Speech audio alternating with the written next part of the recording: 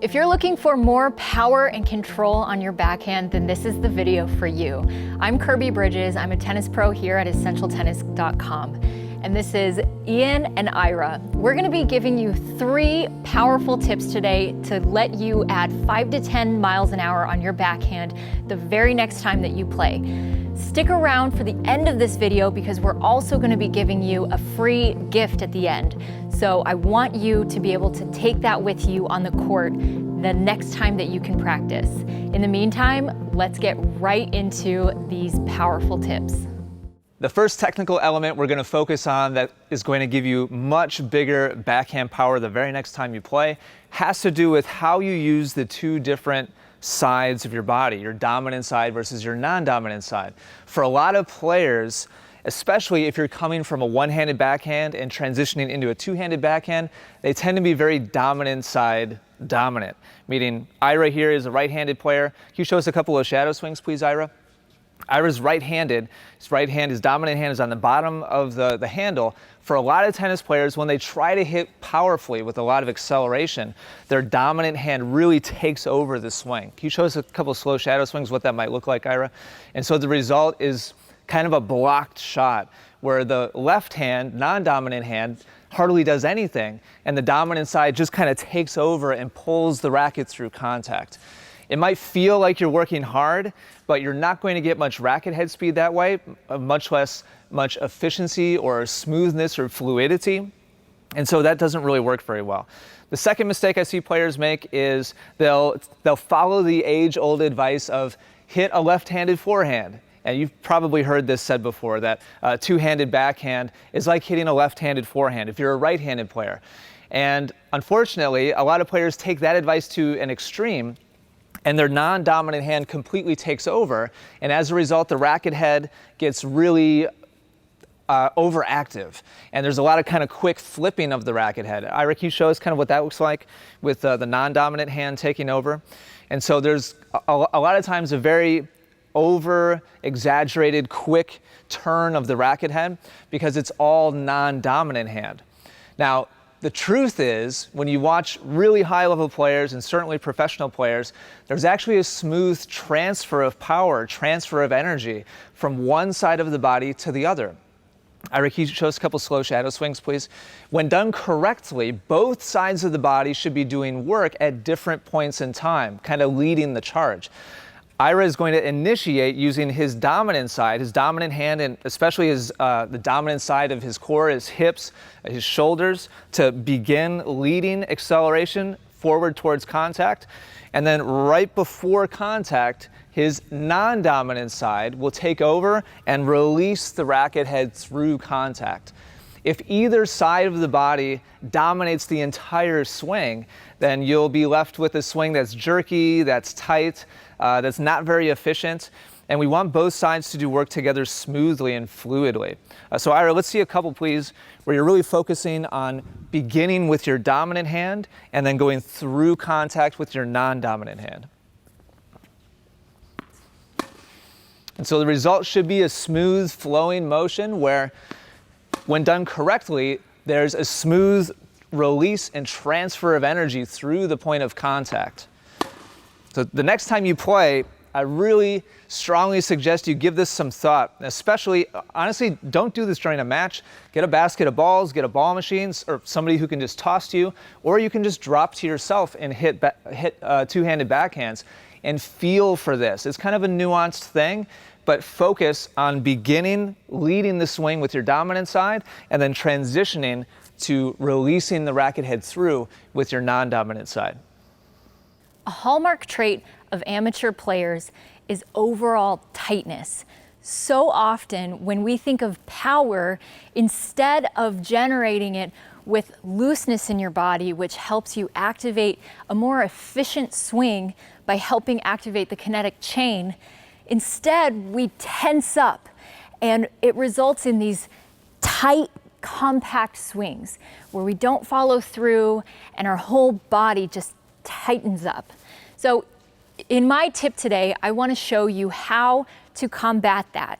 We're going to be practicing overall looseness, and this is going to be a big key for you in helping to generate easy power. So to do that, I've got fellow pro Ira over here, and he's going to be helping feed to me. But with you at home, you can have a partner, you can drop feed to yourself, or you could even use a ball machine, whichever you have at the ready. So I'm going to start off in no man's land with simple shadow swings. That's my number one way of practicing looseness. Relieving all of the tension in my body is so key to easy power. And with these shadow swings, I'm going to attempt to feel looser and looser every time. Now, once I've done a few minutes of these shadow swings, then I'm gonna have Ira feed to me so that I can continue practicing in an actual situation where I'm hitting the ball. All right, let's have a demonstration.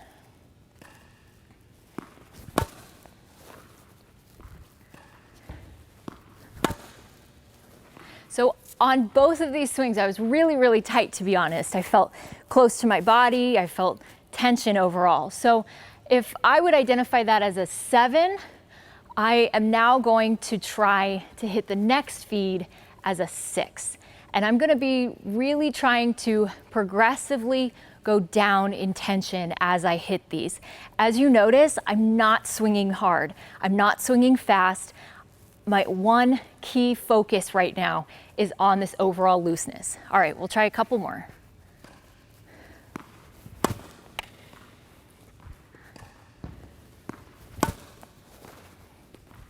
Last one. All right, so the last one in particular, I was able to hit it deep in the court, and I didn't even swing very fast. I didn't do anything different. I'm just letting my body go. As I continue and I feel more and more comfortable here, progressively taking that tension down, then I'm going to move back to the baseline and continue the drill from here. Now that Ian's discussed the transfer of power between your dominant and non-dominant arm, Kirby's gone over the overall looseness of your swing, the third and final, and in my opinion, key element to adding more power to your backhand is the direction of swing that you're making. And what I mean by that is the more vertical the swing, the more topspin put on the ball. Unfortunately, topspin takes away from overall pace. It gives you a little bit more control, but you're also going to lose that penetration through the court and through the baseline. So the way I like to think of this is we call it the slope of the swing. And we look at it at different types of angles, anywhere from being perfectly straight, which would be a 0-degree angle, or a 100% drive towards the court, or a very vertical swing. Kirby's going to demonstrate both of those. The first one that I'd like her to demonstrate is a very lateral swing. So we would consider this a 100% drive-oriented swing, which would be very straightforward. So Kirby will demonstrate bringing the racket back to her backswing. Go ahead. Contact would be right about waist height. Kirby will slowly make her way towards the ball, make contact there, and then continue through her swing. So that would give her a very straight path. The opposite end of that spectrum, which will take away some power, is a very vertical type swing, which means Kirby would dip her racket down low beneath contact, and as she made her backswing, as she made it towards the ball, she would bring the racket more vertical up, creating topspin. Now, topspin is good, and I'm not saying you should eliminate it, but if you're looking to add more power on your backhand, you want to make your swing a little bit more horizontal.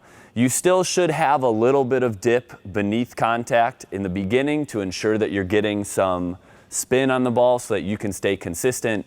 But again, if you're looking for power, the best way to do it is to flatten out your swing and make the swing a lot more horizontal. Now that you have our 3 quick keys to putting more power instantly on your backhand, we want to invite you to our next video, which is a gift to you. But it's only for really, really serious players. So if you're serious about your improvement, then make sure that you click the link in the description below for an additional video that you won't find on YouTube, as well as a backhand action plan that you can take to the court with you the very next time that you practice. It's our free gift to you, and it's going to be an additional tip to really round out everything that we've been talking about today that will add 5 to 10 miles an hour to your backhand immediately. On top of that, you'll also get our free backhand action plan so that your next practice can be planned out and you'll know exactly what to do to seek your improvement that you're looking for. Thank you so much for watching. We will see you in that video. As a reminder, just click the link below and we will see you there. Give us a like if you like this video, and while you're at it, don't miss a single lesson from us and subscribe to our channel. See you next time.